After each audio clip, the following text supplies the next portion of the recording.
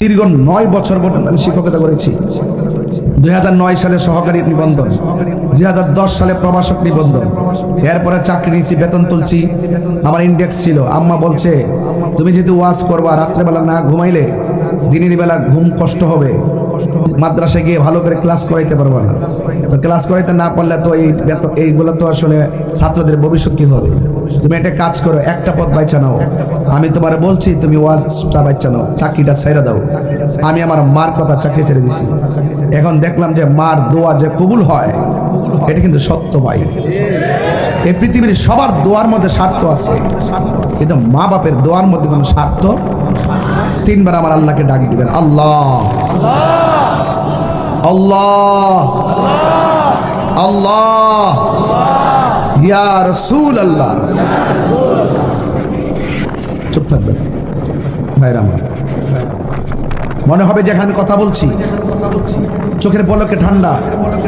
কোরআন এমন একটা জিনিস, হুব্বে মোস্তফা এমন একটা জিনিস। এখানে হাজার হাজার মানুষ, এতক্ষণ আপনারা অস্থির ছিলেন, আপনি ঠান্ডা হয়ে গেলেন। কারণ যেখানে আল্লাহর কালাম তেলাওয়াত করা হবে, আল্লাহকে স্মরণ করা হবে, ঈমানদারদের হৃদয় শুধুমাত্র শান্ত হয়ে যাবে,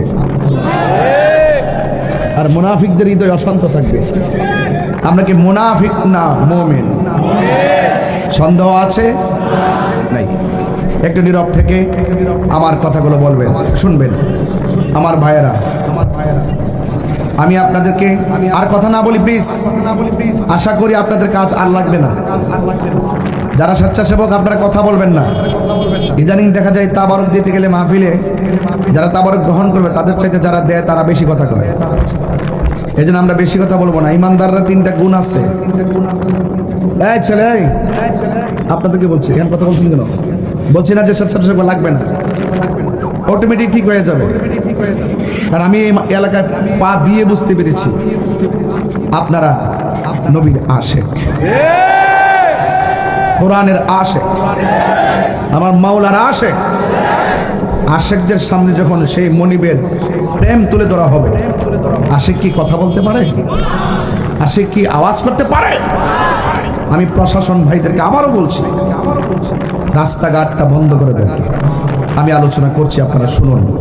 বলুন হায়াতের মালিককে, ইজ্জতের মালিককে। মানুষ যখন মারা যায় 3 দিন পরে তার নাকের গোড়াটা পচে যায়, ভিতর থেকে পোকামাকড় প্রথম এই দিক দিয়ে বের হয়, প্রথম সুন্দর চেহারাটার মধ্যে অ্যাটাক করে।